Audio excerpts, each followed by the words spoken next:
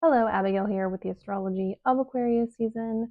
This Aquarius season is a heavy hitter, and we're kind of stuck in this cycle, honestly, for a while because Pluto's going to be in Aquarius for a minute. So just be aware that while I'm not touching on obviously all of the aspects, a primary one that happens the minute we get into Aquarius season is the conjunctions with Pluto. So just know that that's how we kick it off. It begins on the 19th of January. 19th of January. And like I said, it is a doozy. There's a lot of astrology going on. We've also got eclipse season, but it's one of those kind of two-parters. So we're going to have part of eclipse season at the end of Aquarius season, and then at the beginning of Pisces season, we will have another eclipse as we wrap up the Pisces Virgo axis. So yeah, this season is angsty. We have some of the bigger astrology of this year happening in it, very similar to last year. Bright side, I'll just say this: we aren't going through eclipses during the equinox, so yay. And we don't have the double Venus Mercury retrograde. We just have a Mercury retrograde that doesn't begin in Aquarius season, but we are in the shadow phase during Aquarius season. So let's get into kind of the major events. So it starts on the 19th of January. Then on the 21st, we get a Mercury cazimi. This is the direct Mercury cazimi. That's kind of how astrology works. You get a direct one pre-eclipse, and then during the eclipse you get another one, and then post the eclipse you get another one. And this is when Mercury is in the heart of the sun or in conjunction with the sun. And so this is a beautiful moment of clarity and light in a time that is kind of crunchy with all of the aspects, well, not really aspects, all of the conjunctions to Pluto and the adjacency to the sun, which can also cause issues because when the planets aren't in the center of the sun, they are on the periphery, and that periphery can be a difficult place to be. So, this is a moment of clarity and revelation. I also think we're going to get some good insights into what's coming up in these beautiful little, um, gosh, words, beautiful little pre eclipse moments. This is one of those really good ones. Then on the 26th, we have Neptune going into Aries, and this is a big deal. We already had the first ingress last year. We are now the second and final ingress. And yeah, this is a really long cycle. We will be in the energy of Neptune and Aries till 2038, where it will, enter into Taurus, and then it will retrograde. And then in 2039, it'll be officially in Taurus. So buckle up. We're in it for the long haul. Neptune isn't exactly thrilled to be in fire signs, but it is a time where we are definitely kind of pulled and called into action, especially when it comes to psychic work, when it comes to energetic work, when it comes to our beliefs, and also our art and kind of the creation of liminal things. Um, Neptune situations and Neptune with Saturn, because that's part of this whole thing, um, are often big religious or ideological movements, and their beginnings and endings. So just log that away. I know a lot of us are fingers crossing for certain ideological movements to kick it. Um, so that happens on the 26th. On the 1st, we have the full moon in Leo. Now, this is a non eclipse moon. Great. I will say things are already feeling really eclipsy. So I do think that this full moon is going to feel very compressed and definitely like the up ramp towards that first eclipse in Aquarius. Also, these are the eclipses in fixed signs, and fixed signs eclipses really do hit hard. Regardless of where they are, there is a permanence to them. They shake things that we feel are stable. Fixed signs don't like moving, and eclipses warp time. And so it's not the preferred nodal placement. If you have fixed nodes, you might feel that kind of push and pull between permanence and impermanence. And that is something we're going to be facing as we go through this eclipse cycle. We still are going to have another set of partial eclipses. Not really partial. They're partial in the sense that they're in signs part of the time. We're going to have eclipses on different axes. So in the fall, we will have the similar dynamic of, an eclipse in Leo season and an eclipse in Virgo season. So just keep that in mind. And then we'll have that kind of full eclipse season at the beginning of 2027. You can't tell my brain is a little addled today. Then on the 4th of February, we get Uranus stationing direct. This is its final station in Taurus. We have been here for a hot minute, been here for 7 years. And so, and this is part of the reason why 2025 was such a chaotic situation and why we are going to be continuing with this energy moving into 2026, because we have these major modern planets and the outer planets all switching signs.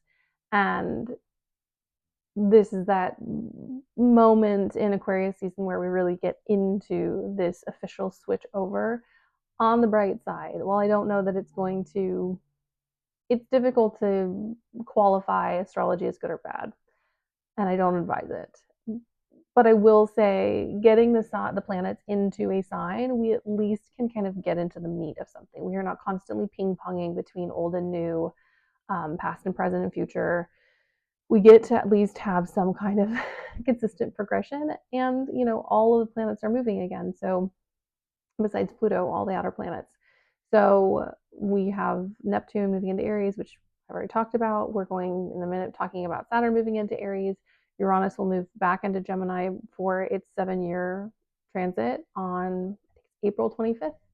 And then in the summer, we have Jupiter entering Leo, and then we have the nodes officially switching into the axes of Aquarius and Leo, because the eclipses are placed in the sky, so it's whenever the full or new moon is adjacent to those. So if you get a very late degree eclipse and the nodes are in the early degrees of another sign, you will get one. Anywho, Uranus direct, finally things are going to start to feel a bit more progressive, thank God. Uranus is innovation and change, whether we like it or not. It can be harnessed for good, it can be harnessed for not so good. I encourage you to harness it for what innovation you desire to have, especially to counterbalance people who use Uranian energy in not a great way, which we have a couple people in office who do that.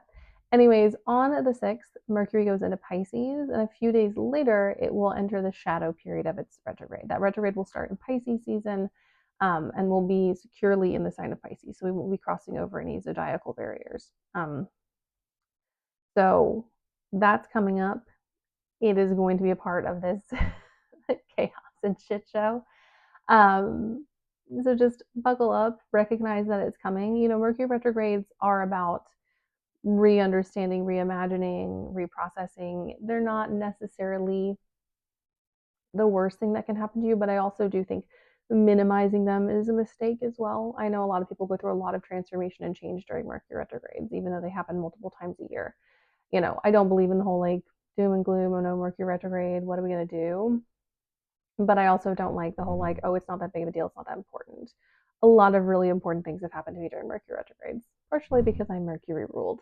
But just be aware that Mercury retrogrades and all eclipses and all things in astrology can really be aided and abetted by preparation, by readying yourself for what is to come, whether you feel like it or not. So, I would encourage you to start, looking into what Pisces rules in your house, what you think is going to be happening. It rules my 7th house. So relationships are really going to be in the forefront of that situation.